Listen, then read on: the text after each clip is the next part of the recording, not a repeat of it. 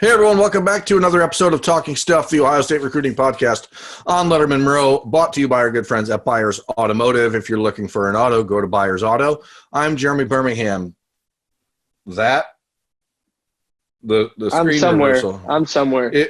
Spencer Holbrook is also on the phone, as you can see. We are once again attempting to bring you this stuff in a little different way. We're Zooming just to try to find ways to make this whole process easier for everyone to get the full picture, a full complement of what we're doing. So I'm Berm, as I said. That's Spencer.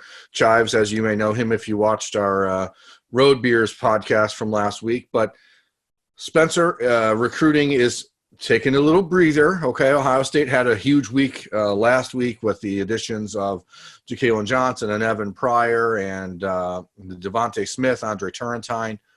With that, you saw a lot of people kind of start to go into panic mode, like, oh, Ohio State's going to fill up. Now all these other guys are going to be left out. What are they going to do? Well, it's like people are not happy if they're not worried about something. And my advice is, especially right now as it pertains to Ohio State football recruiting, take a deep breath, enjoy it, and don't worry about things like numbers. There's 14 commitments in the class. It's going to end up at 24, 25, and there's plenty of room for all the guys that want in. Yeah, there's going to be some offensive linemen in the class, so you got to have room for those guys. There's going to be another running back in the class. You got to have room for that. There's going to be probably another defensive back. You've got to have room there. Defensive linemen especially, Ohio State's going to have to reload there. So it's not time to panic on numbers, because I know exactly what's going to happen right when Ohio State gets to that 24, 25 scholarship plateau for this freshman class. Everybody's going to say, well, who's going to leave? What's going to happen with the scholarships? They're in a pinch. Ohio State's never entered a fall over the scholarship limit, so I think we can just wipe that away. Yeah, it's one of those most popular concerns that everyone has.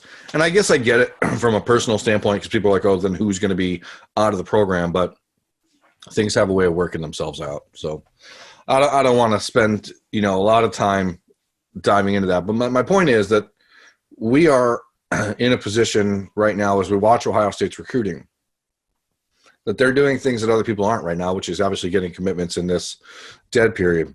But they're doing it in a way that is not about pressure. It's not about sales. It's about, hey, this is the culmination of the relationships that they've been building. And it's turning into this opportunity because kids around the country do see that, hey, there's not a ton of spots. And the current group of Ohio State commitments has actually been very instrumental in making this happen. Ben Crispin, Jack Sawyer, Kyle McCord, those guys have really been driving the bus, even more so than the Ohio State coaching staff. And I know there's speculation out there that the Buckeyes are, oh, you better commit or you're going to lose your spot. But, you can't do that with certain players. And they certainly have not done that with Andre Turrentine. Or Devontae Smith or Jalen Johnson. I mean, Jalen Johnson was number 2 cornerback on the board for a long time and not too far behind Jordan Hancock. So they certainly weren't going to say, hey, if you don't commit now, you're not going to be in this class 6 months from now. Once they offered Devontae Smith, they knew he was going to jump in the class, so there was no delay there. Andre Turrentine, as he said on the Berminology episode with me last week, he wanted to do this for months and finally decided, if I'm not going to go out and take meaningless visits elsewhere, I may as well just commit. And Evan Pryor the same way. He knew where he wanted to commit months ago. He tried to commit to Ohio State at the beginning of the year. And, they said, hey, let's slow down. Let's make sure that you're doing what you want to do here, not just reacting to, a visit or the high of the season. So it's weird that there's a narrative out there that they're pushing or pressuring. Maybe the kids that I talk to are just lying to me. I don't know, but it doesn't seem like they're being pressured at all. I feel like it gets put in the back of their head by the coaching staff. We're probably going to take this many guys, and then you can kind of make it out for yourself. If these guys are smart, they're not idiots. So they know that Ohio State has to get guys at every position for every class.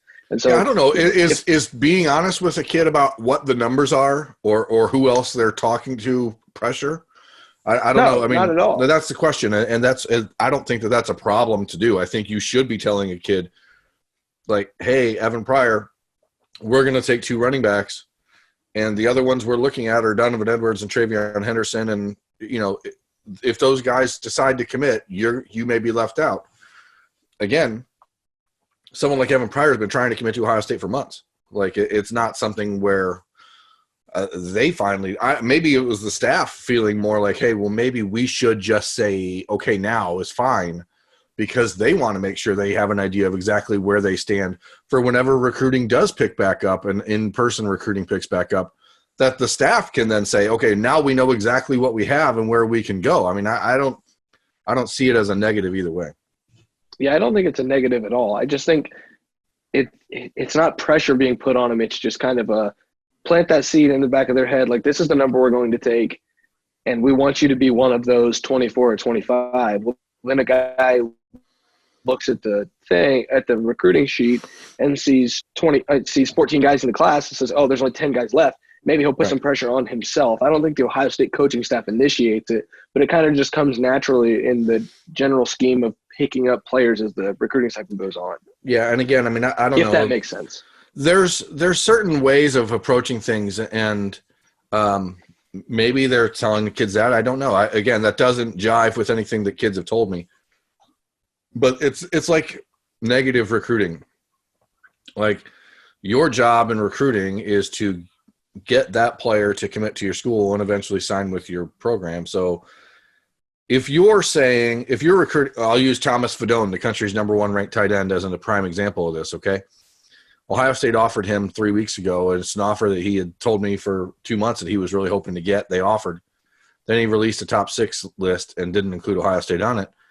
So when I asked him why that is, well, they don't really use the tight end in their offense the way I want to be used. Is it negative recruiting? Is that unethical for other schools to tell him, hey, by the way, you should look at the way they use their tight end?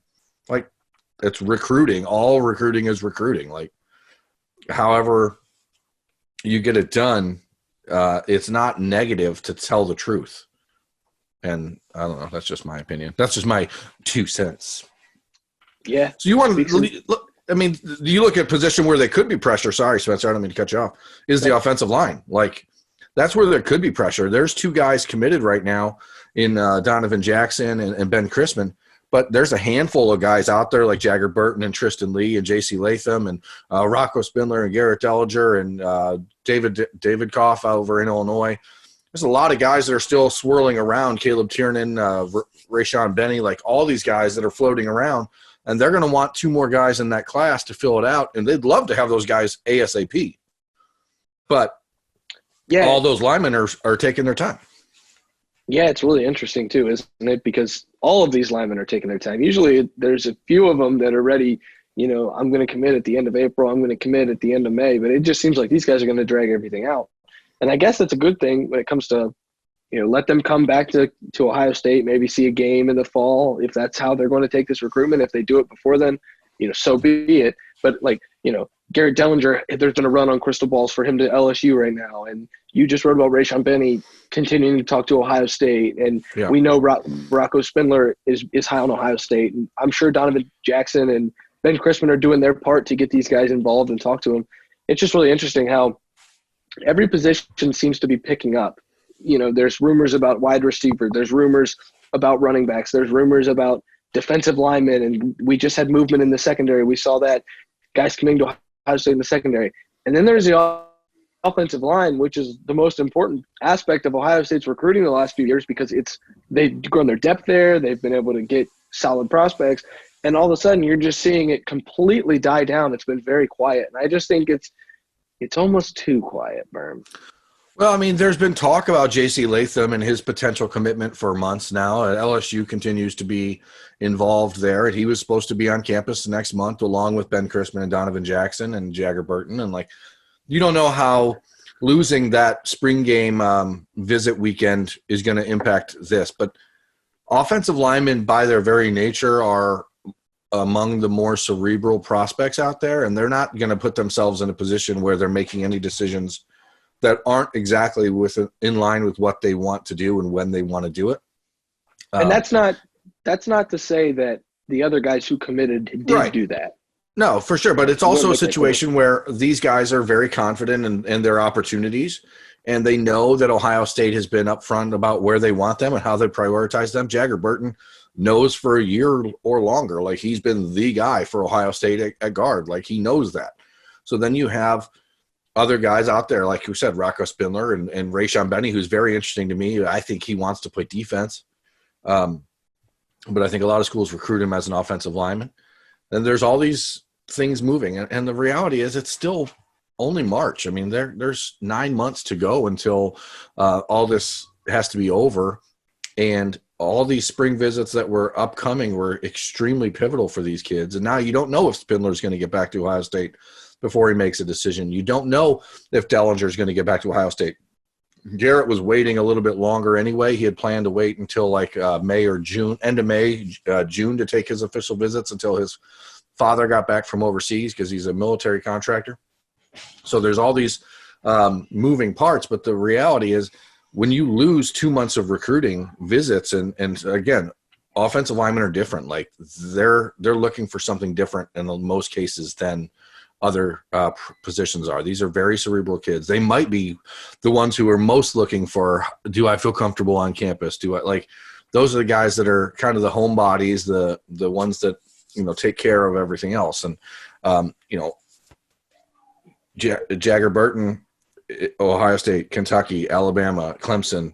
You look at J.C. Latham, who's from Wisconsin, but he lives in Florida and playing for IMG.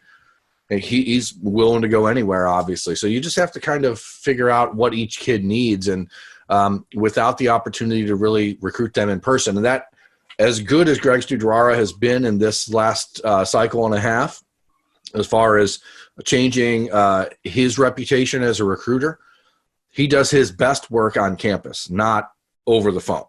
So there's a lot of, you just don't know exactly how those relationships are being built, because Studrara has done a great job with this group, but that's because they've all been on campus multiple times and he's had the opportunity to really build it there. I think one of the things we're kind of losing sight of, not like you and I, but like just general population, is like these recruits are also losing 2 months of recruiting. It's not just Ohio State as a program. Oh, what's Ohio State going to do without these 2 months of recruiting? Well, what's Jagger Burton going to do without these 2 months of recruiting? It's much more important to the kids than it is the programs. And I think sometimes we also lose sight of that just because we focus so heavily on Ohio State. Some of these guys, though, the spring was going to be the time they really made their decision based on the visits they take, and now they don't get those. And so that's really important. I think we just need to kind of open our eyes a little bit. We have that Ohio State tunnel vision because we cover them. But, the kids losing out on this recruiting is just as important, if not more important. Well, it certainly impacts them as people, and they get, to the point where they have to figure out, okay, now this is over. Now I have to wait until June potentially or July or August or even into the season. So as we talked about when this whole coronavirus pandemic thing began and it changed the recruiting calendar, I wonder how much of this impacts kids making decisions in December, or if you're going to see a lot of kids decide to push back and wait and take official visits in January like they used to, and do make more decisions in February. So that's where that's what I'm interested in with the offensive line, especially. All right, Berm, are you ready for some questions? What questions? We solicited questions with a Google form on Twitter, and we got some pretty good responses. I think this is our first Q&A. I love Q&As. First ever Q&A. So it's just kind of Do we have the names of who are asking these questions? Yes, we do. The first question that I selected, and end up going through, 90% of these. Some of them aren't really related to recruiting, so we might not go through them. But the first question's from Tony. Tony didn't provide a last name, but Tony. Tony. Did he drop a handle? Did he drop an @ No, he did not. And there's no address. Come on, Tony. There's no address, so we can't send him any swag either. All right. So we're going. That's okay. Nameless, faceless, addressless Tony. What is Tony? What is Tony wondering about? All right. First question. He put 3 questions in there. 2 of them we can hit on quickly, and then we'll. Damn, Tony. So, what's the deal with Troy Stellato? I know you've felt confident he'll be a Buckeye, but it seems like he may be trending Clemson based on Wiltfong's updates and Troy's recent Twitter activity. Yeah, I mean, I don't know that anything's really changed when you talk about it. It's been Ohio State and Clemson for months. He's been to Clemson most recently, twice actually, since his last trip to Ohio State. So you do have a little bit of concern there. But he's a guy that Ohio State's recruited hard and aggressively for a year. He's been to Ohio State 3 times. Would I say he's trending to Clemson? I would not say that he is, but I would also say, and I don't like to use this at all because I know how it sounds. It sounds escapist almost, but like it's kind of a 50-50 proposition. Like, what does the kid want to do in college? Does he want to be in the rural life in Clemson? Does he want the city life of Ohio State? He's from Fort Lauderdale. He's probably, a kid that really normally would choose the city life, but he also can look at a depth chart and see that there's 4 true freshmen at Ohio State wide receivers who are very good. He can also see that Garrett Wilson is still going to be there at least another 2 years. Like there's all these things that you can, or another year when he gets there. I don't say that it's trending one way or the other. I think it's very important for Ohio State that they get Troy back on campus in June for the official visit that he was scheduled to take. But I also think it's important for Ohio State not to put all their eggs in the basket. So go out, recruit other receivers. Troy Stellato and to another degree, Emeka Ibuka, like those two know where they stand. They've known where they stand with Ohio State for a year. Like if you can't get upset at Ohio State if they start to recruit other guys at this point, I guess. Like, what the opportunities are, the coaches, what they're doing. If you don't want to be a part of it, then don't be, I guess. I mean, like, it's not a pressure situation, but it's like at some point Ohio State needs to protect themselves as well, because if that starts to go the other direction, if Stellato decides to pick Clemson for the proximity to home or the way they use the players like him in their offense or whatever, then the Buckeyes need to have another option because they want 3 or 4 receivers in this class. All right, Tony's second question, and we can just go over it real quick because I don't know how good of an answer you can give. Any chance Jordan Hancock is still in the picture with Turrentine trending Ohio State? Well, he ended up committing. How do you see Ohio State's DB class shaking out? Ohio State, as I said, when Austin and I were in North Carolina, as I've said since, they're sure as shooting not going to stop recruiting Jordan Hancock. He is the top cornerback on their board. Al Washington, Kerry Combs, Ryan Day, everyone is still involved in recruiting him. But as Spencer and I have talked about, people generally don't decommit from Clemson. So how it works out, I mean, I don't know. The Buckeyes are right now with Ja'Kalen Johnson and Devontae Smith and Andre Turrentine, Jalen Johnson committed. You don't know exactly how the defensive back class finishes, but there's Jansen Dunn and Derek Davis and then Jordan Hancock and Jalen Davies out in California and Hunter Washington in Texas. There's all these names that are still on the board to fill that 1 or 2 spots. And I think that the best case scenario for Ohio State right now would be that players like Derek Davis and Kamar Wilcoxon and these other guys that are still jockeying for position don't hurry into a decision because they would really rather get these kids on campus, especially Kamar Wilcoxon from the Florida commit who plays at IMG, because they don't really know the kid, and he wants to flip to Ohio State according to a number of people. But I don't think that they're in a position right now where they want him to because they don't know him well enough. And when you're talking about a kid that's committed to Florida twice, decommitted, had put another decommitment letter on Twitter a few months ago that he took down instantly. Like, you just don't know if he's serious about getting in the class and committing and staying there. And that's what Ohio State doesn't want. They don't want to risk saying yes in a situation where a kid who may not be the most serious about the process takes the spot of someone who is. And Jordan Hancock is obviously very serious about the situation, but he's a guy that if he wanted to flip on signing day, they would say yes to no matter what.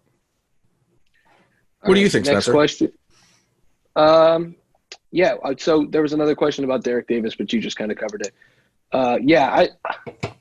I don't know. I think it's when I log on Twitter as just a general human being, which is always a terrible mistake. Yeah, don't ever tweet. That's beside the point. And you see a kid decommit from a school. It's almost like not embarrassing for a school, but it's like, they took that commitment and then that kid is leaving them. And so, like, if you do that to the same school twice, other schools are going to notice that. Like, everyone knows they do. that you. Yeah. it's like when you break the prom queen's heart. Everyone knows that you did that. Yeah. So like, everyone knows that you are decommitting and committing, and you're not, and they might not take you as seriously then. And so I think there's something to be said about what you're trying to make a point of. But I do think Derek Davis is a good option for this class because I think he would fill out everything they need in the class. With Jalen Johnson, his size, you think he might be able to move to linebacker. So I think Derek Davis. I think Derek Davis could potentially move down to linebacker. If you look at his frame, he's got the frame to put on that sort of weight. And I guess it just speaks to what we've talked about over and over again. Ohio State is not recruiting positions. They're not recruiting cornerbacks and safeties. They're recruiting athletes, and their goal is to put the fastest and biggest guys on the field at every position. So it's hard when you're talking like, okay, if they decide to take Kamar Wilcoxon at safety, does that eliminate Derek Davis? Because I don't know that it does. If they decide to take Jansen Dunn, who probably could play corner, but could also play safety, does that eliminate the need for Kamar Wilcoxon? I don't know that it does. I don't think that any one of those guys is an or a proposition. I think it's all like movable based on how things work out, because there's other spots like linebacker where there's obviously Reed Carrico committed right now, but where else do they go at linebacker when Barrett Carter's been the main target all along, Jordan Hancock's teammate? But if he doesn't end up wanting to commit to Ohio State and picks Georgia or Clemson or Alabama or Auburn, blah, blah, blah, blah, blah, then where do they go? Can they move Jalen Johnson down? Can they recruit Derek Davis and play that position?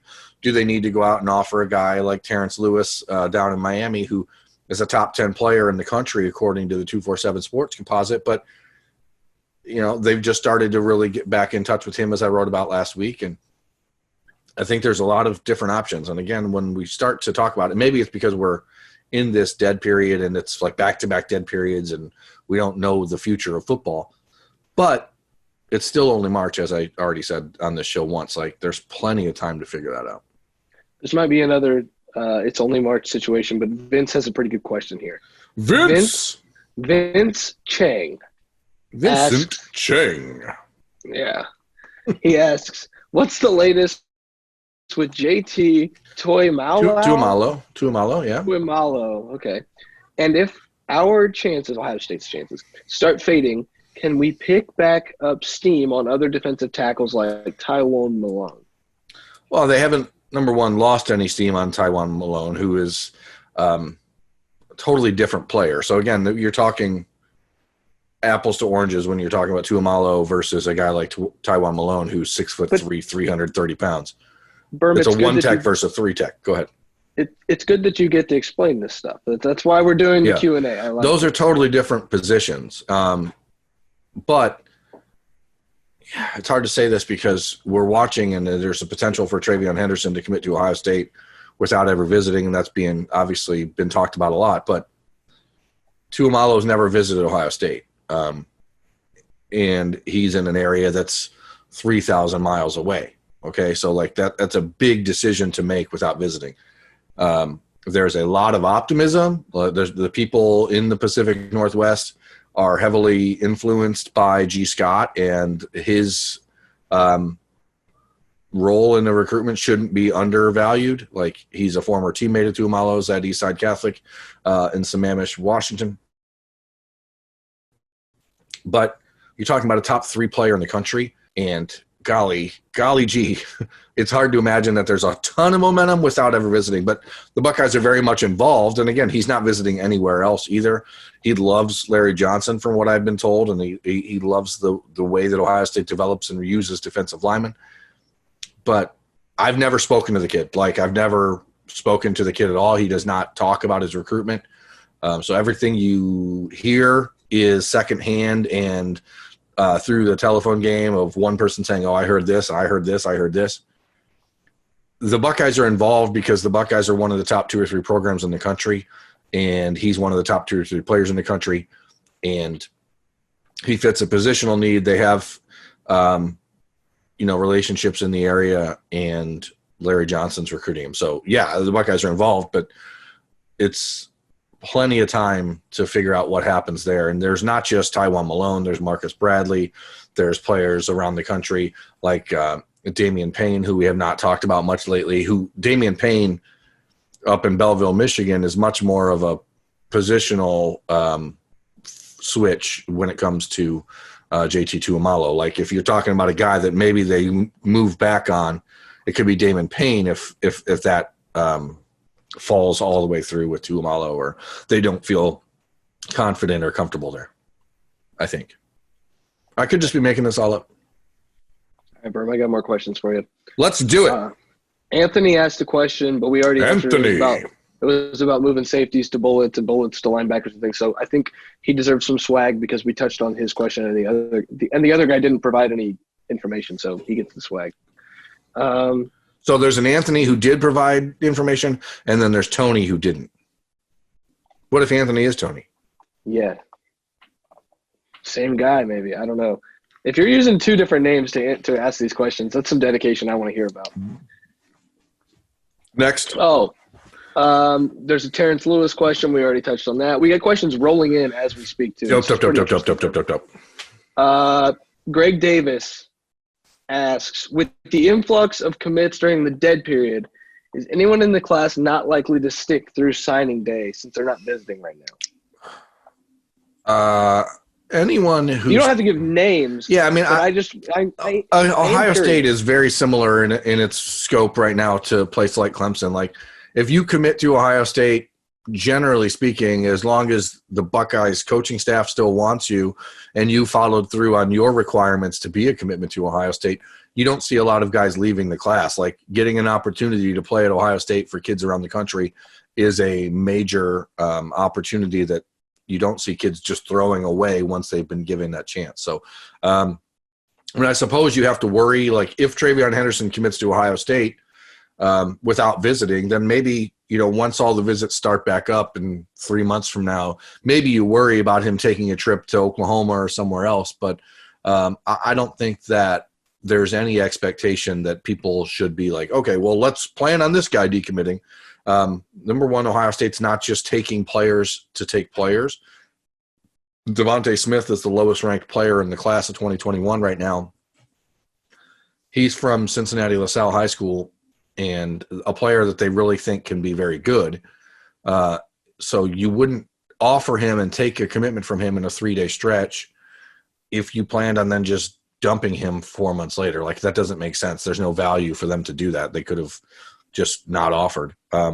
So, and again, I don't want to be dismissive, but I don't personally like to speculate on things like who's transferring, who's decommitting. I just think it's unfair to kids in their situation. They've been offered, they've accepted the offer, they've committed to Ohio State. So you should expect that everyone that's in the class now will be in the class in December, February. All right, here's a really good one I think we can end on. And it might peel the curtain back for you. You can kind of explain this process a little bit. Committing is a big event. Okay, Drew Coleman. Drew. You want to hear from Drew, Berm? Sure. Committing is a big event for a lot of recruits, and it seems like they really want to create suspense with their commitments. With that said, it seems like the suspense is killed a lot of the time because their decision or commitment date is spoiled by an insider. Has a recruit's decision ever been seriously impacted because the surprise of their decision was ruined by an insider or fan? But I think this question more so, you can peel back the curtain a little on, these commitments happen and the insiders are insiders for a reason.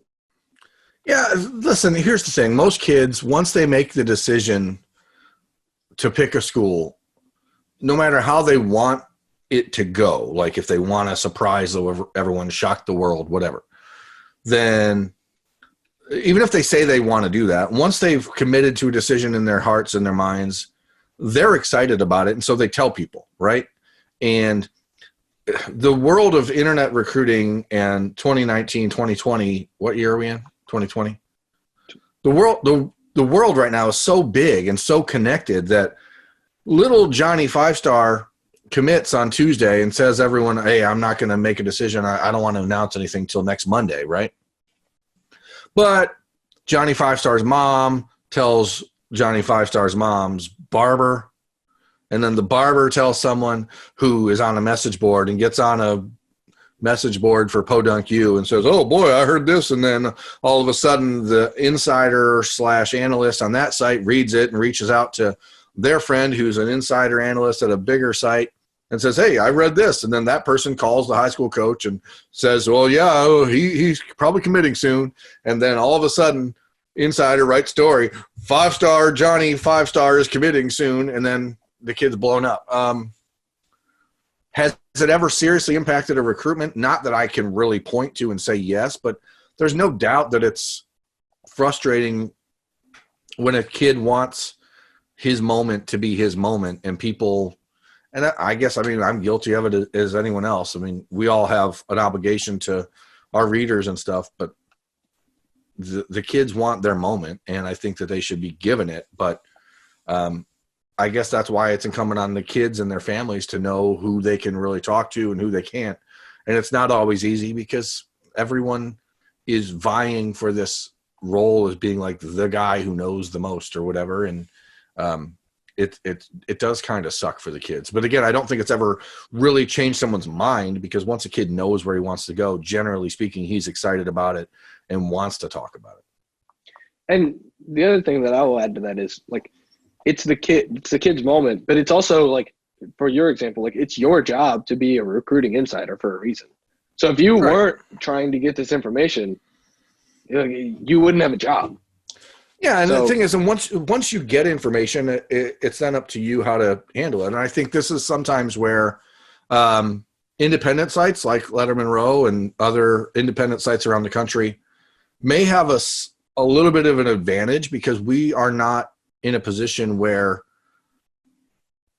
if I am told something and a kid says, hey, I want to announce this day and I'm waiting, I'm not obligated to reach out to a coworker or a peer that works for another team's website and then tell them, hey, you should let your readers know this is happening. Like Evan Pryor's decision, for example, once he told – there's so many inner workings here. So, like, Evan Pryor tells the staff at North Carolina, I'm not going to school at North Carolina, I'm picking someone else.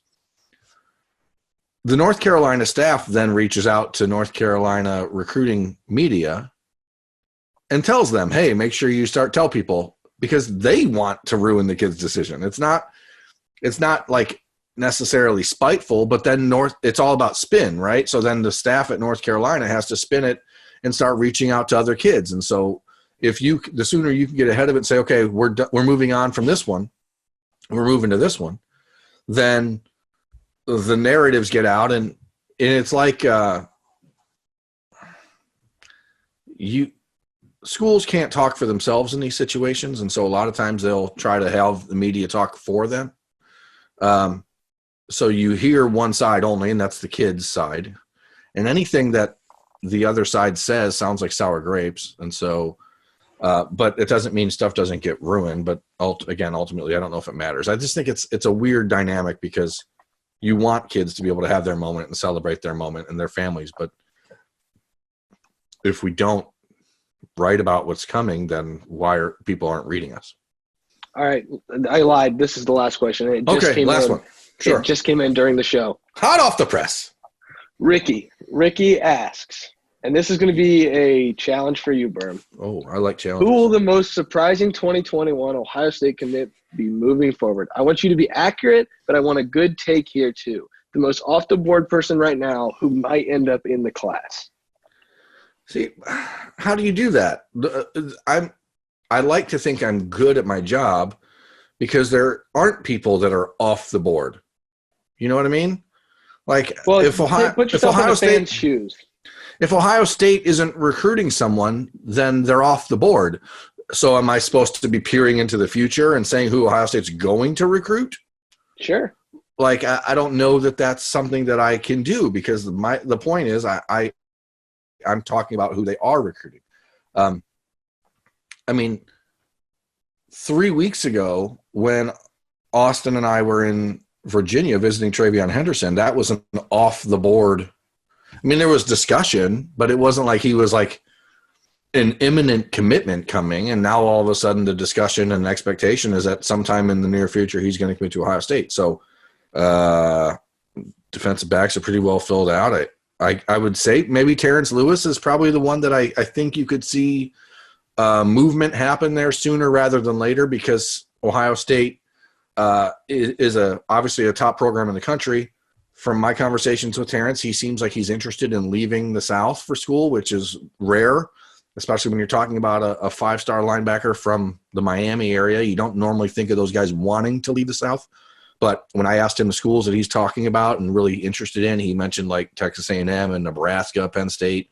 It wasn't like it wasn't Florida State, Florida, Georgia. So to me, that's an indicator that the kid's serious about wanting to leave the area. And so as things maybe trend away with Barrett Carter and it becomes more likely that he stays at Georgia or Clemson, then maybe Terrence Lewis is the guy that I would pick. But everyone else, I mean, I like to think we do a good job telling people who's a real target and who's not. So I can't peer into the future.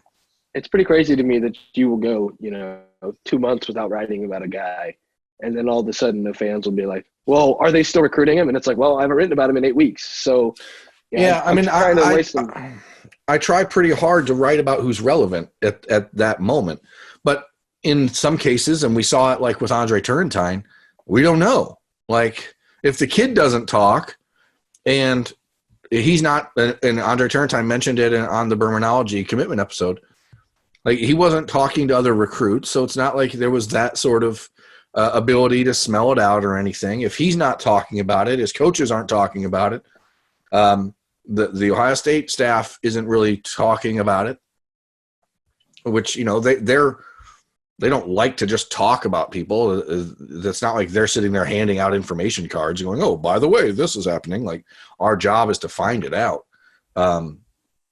So once Turrentine starts to talk and says, hey, I'm getting close, then all of a sudden then you get information, because then you're like, oh, let's check that out. But it's not like there's a placard that you are being given and saying, oh, today we need to talk about this person. Like with the first pick in the draft. Right. There's none of that happening. It's not like we're being given directions and saying, hey, P.S., this kid is thinking about committing. Like, it's our job to find it. So, but generally speaking, if I'm talking about a kid or writing about a kid, it's because I think that's a kid that seems to be an important one. That's why when people ask me about the Birminology episodes and what percentage of kids that have committed have been on the show, and you broke this down, Spencer, what is it, 65% or something? You were officially at 70% exactly. So 70% of the kids have been on the show, have committed to Ohio State, but that's because I know those kids are top Ohio State targets. So it's not. But like that also includes 2021 uncommitted prospects. All right, so that could change. Who knows? That number could go up or it could go down. Right, because I'm talking to those kids because those are the kids that are top of the board targets for Ohio State. That's not like I'm reaching out to just random recruits and saying, P.S., would you like to have a conversation? I don't think fans want to hear from guys that aren't really being recruited by Ohio State, and I don't think that there's any value in me spending my time talking to kids who aren't, because I cover Ohio State, right? So anyway, to the question, I guess I'll say Terrence Lewis is one guy that right now isn't really being discussed, but I guess I could see that percolating. All right. That's all the questions I have, Berm. How long have we been doing this, Spencer? What's our time? I don't know. I don't have a timestamp on here. I need to get to the settings of Zoom and figure out how to put the timestamp on here. Well, whatever. This has been Talking Stuff. We're talking stuff about Ohio State football recruiting. That's Spencer Holbrook. I'm Jeremy Birmingham. This is Lettermen Row. Thanks again to our sponsors at Buyers Auto. If you're buying an auto, go to buyersauto.com. Folks, we will talk to you next time. Who knows? We're still waiting on Travion Henderson. It could be any day. So if Ohio State is going to land the country's top-ranked running back, stay tuned. So thanks for watching. Thanks for listening. We'll talk to you next time. Thanks for watching. Subscribe below to get the latest videos from Lettermen Row. We got Letterman Live. We've got the practice report. We got rapid reaction. Hey, and we got Buck IQ with Zach Bourne. For sure. We got recruiting breakdowns with Berm. We got whatever you need. Ohio State football and Ohio State athletics, we've got you covered here at Lettermen Row.